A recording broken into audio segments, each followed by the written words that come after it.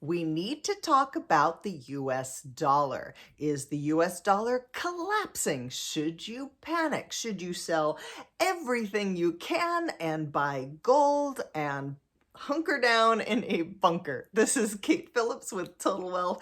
This is my topic today, and let's get into it. So the US dollar has been the world reserve currency since the Bretton Woods Agreement back in the 1940s. And there, you also may have heard the term petrodollar, which means that oil all around the world is bought and sold in US currency. So the world reserve currency, as well as the petrodollar, guarantee a high demand for the dollar. And it means that countries all around the world, when they do trade, they are typically trading in the US dollar. This keeps the dollar very, very strong. However, we are seeing some challenges to the dollar. It's no secret that China would love to become, the world superpower, and they would love to see their own currency, the Chinese yuan, I'm not sure how to pronounce it. They would love to see that become the dominant currency. However, let's look at what would have to happen for that. Right now, the US dollar and all currencies around the world, none of them are backed by gold any longer. Nixon took the US dollar off of the gold standard in 1971, and that's why we saw so much inflation after that point in the 70s. Inflation started to go wild because since you can no longer trade your US notes for a certain amount of gold, that enabled a lot of money printing. Now, we tend to think of inflation as the price of things going up.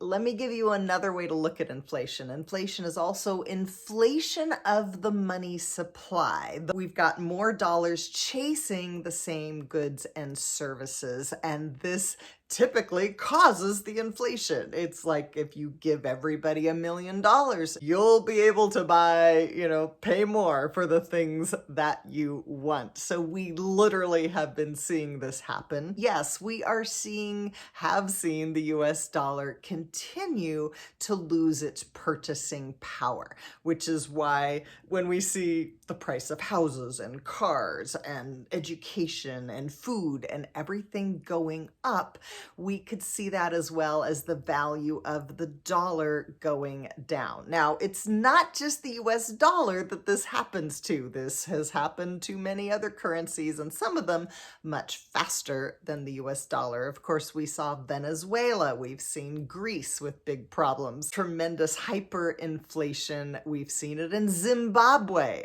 Once upon a time, the Zimbabwe dollar was pegged to the US dollar, and then a few decades later, it cost $1 billion to buy an egg. So becoming a billionaire was not such a great thing at that point in time in Zimbabwe. So when we talk about, is the US dollar weakening? Is it collapsing? We always have to say, well, compared to what? If it was no longer the world reserve currency, what would happen then? Is there another currency that is as strong or is as dominant?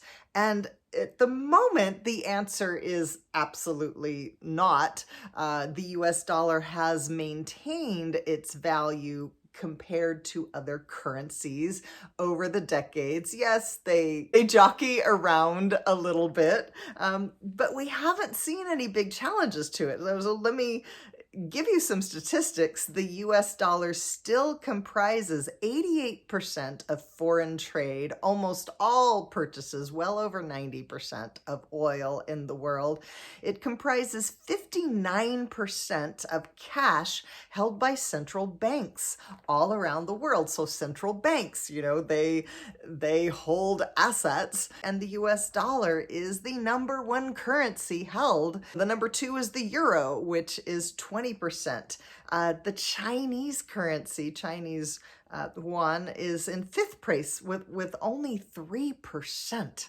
So Absolutely, the US dollar is still very dominant. Now, a couple 20, 30 years ago, the US dollar, instead of 59% held in central banks around the world, it was 70%. So I looked at that and thought, oh my gosh, we are slipping. And then I dug in a little deeper and found that if we go back a few decades before that, it was only 45%. So the amount that's held by central banks has fluctuated over time, but the US dollar has been the dominant currency. Now, if we look at the US economy compared to China, US economy, $23 trillion roughly in GDP, gross domestic product.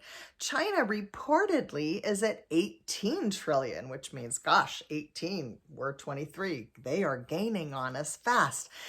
But I learned something very interesting from Mr. Tom Nash. Looking at taxation, and the tax rates are not really all that different. China versus the US, 5 trillion paid in taxes, China 200 billion. So there's a 25 times difference in the taxation paid by the US versus China. Also, a lot of China's economy is based on their real estate, and a lot of that is, I think, is not controversial that it's in a big, huge bubble that has been beginning to pop and collapse. They're also in the middle of a population collapse. There's not a younger generation. Not a lot of people are knocking on the door, trying to cross the border into China. So all of those things are going on. But there is a challenge that you may have heard of, which is the BRICS nations, BRICS, the BRICS nations. What are these? This is an alliance of countries. They are not yet a formal trading bloc. BRICS stands for Brazil, Russia, India, China, South Africa, and reportedly there's about 14 other countries that are applying to join this alliance. And the BRICS nations, it's sort of like the West against the rest in a way. Of the BRICS nations are tired of the US being a bit of a bully economically, militarily, around the world. We've been engaged in a lot of regime changes, and recently with the war in Ukraine, we've had the sanctioning Russia, and you can no longer sell your oil, and we won't trade and certain things, and you can't use the US dollar for this and that. And that's really backfiring on us.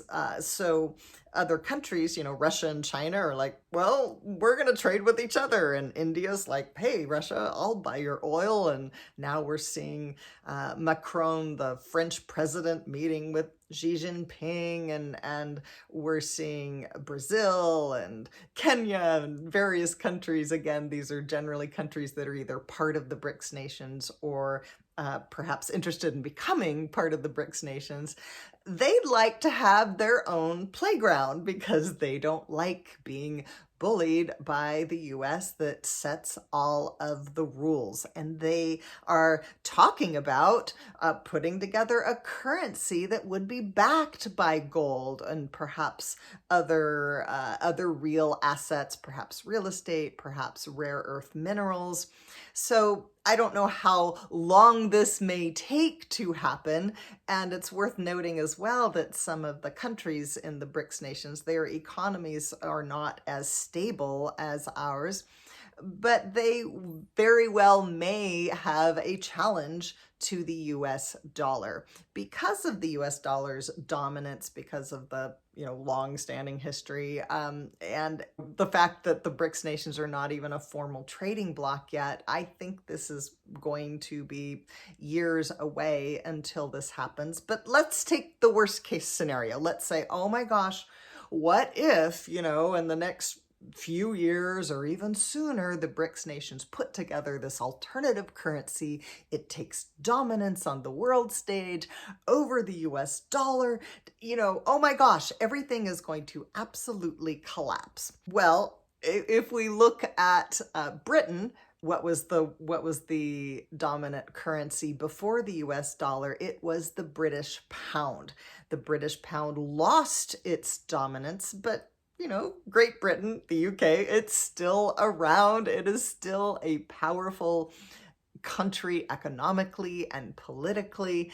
So just because, let's say, if these other countries did come up and band together and have some kind of dominance, it doesn't mean that the US would cease to exist. Actually, if the BRICS nations bring more stability to countries whose currencies have not been as stable, that would be a good thing.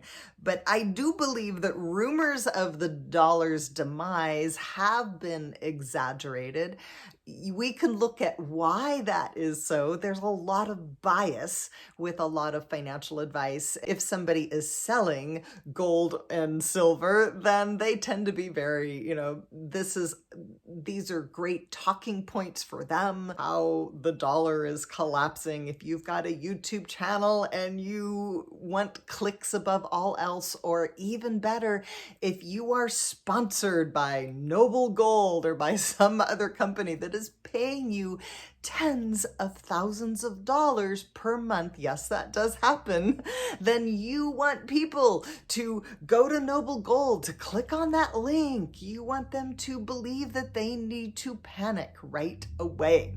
So depending on what people are selling, it shapes their bias, it shapes their opinions. But I want to kind of circle around, because I kind of like giving both sides of the story, and say, will we continue to see the US dollar lose value, lose purchasing power? Absolutely. I believe that we will see that. I believe we will see all fiat currencies, fiat, F-I-A-T, no longer backed by gold. So again, there's not necessarily real, hard assets that are behind any currency right now. We are also seeing a banking crisis. That's not exactly the same thing as a dollar crisis, although the two are related in some ways for sure, because of fractional banking, because of all of the dollar printing, because of the near zero interest rates that we've had for the last few years. Until recently, we did see a large expansion of the money supply, which causes the dollar to be devalued. So let's talk about gold for just a couple of moments here. And by the way, if I haven't mentioned this yet, I will pin a comment where you can get my 22-page guide, Breakthrough to Abundance, the 4 reasons you're stressing over money and how to break the cycle forever. You can download that for free. Check out in the comments that link. But let's talk about gold for a minute here. So gold is traditionally a really great hedge against the dollar. The value of the dollar goes down and gold tends to rise over time. Again, look at gold, get the pros, get the cons. I like gold. I like gold and silver. It is an asset that has held its value. It is more volatile than what a lot of people think. And if you just go and look at the history of gold, go back a few decades, there have been years that the value of gold has dropped 20% or more, or the price of gold per ounce has dropped quite significantly. You also have to look at, what then if I purchase gold? Is that liquid? Well, sort of. You can always turn around and sell the gold, but what are you paying in commissions coming? What kind of hit do you take when you sell the gold? A good way to find that out is to, and the people selling you gold, they'll say, well, you can sell this back to us if you decide that you want to liquidate it. But find out what the difference is between the price you will pay and the price at which you will sell on any given day. And there may be a 10% difference, there may be a 15 or a 20% difference. Gold does not cash flow. Typically, you may be paying storage fees, insurance fees, etc., etc. And I also like using my brokerage account to invest in silver and gold. There's gold mining stocks, silver mining stocks. There is physical trusts that you can invest in. There's also ETFs that are based on the futures price or the paper price of gold and silver. Yeah, you might want to look into that a little more deeply because that is the easiest price to manipulate in terms of gold and silver. But diversification is a good thing. I think gold and perhaps gold stocks, different kinds of gold or silver stocks can absolutely have their place in a portfolio, but I would caution anybody about going all in on that strategy because we don't know the future. Diversification can be very powerful. Diversifying not only where you keep your savings and where you invest, but diversifying your income streams is also a very valuable thing. So we need to be looking, if you're thinking about selling everything and panicking and going all in on gold, we need to be aware that the things we buy these days, the utility bill that you pay, the rent or the mortgage that you pay, the groceries that you buy, we're doing all of those transactions in the US dollar.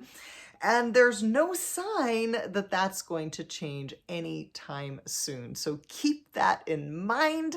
Let me know what you think about the US dollar. Is it collapsing? How real is the challenge of the BRICS nations? What are you doing to protect yourself from a dollar that is declining in value over time? Would love to know your thoughts. Please like, please subscribe, and see you next time. Bye.